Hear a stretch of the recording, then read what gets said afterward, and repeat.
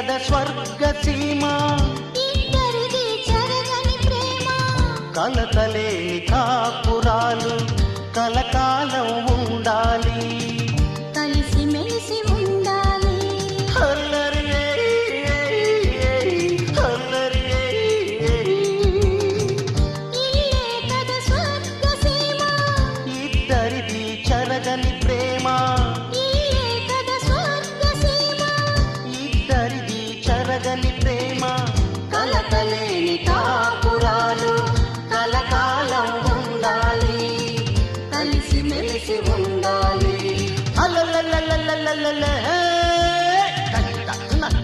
దిగుదా దిగుదా ఇంటి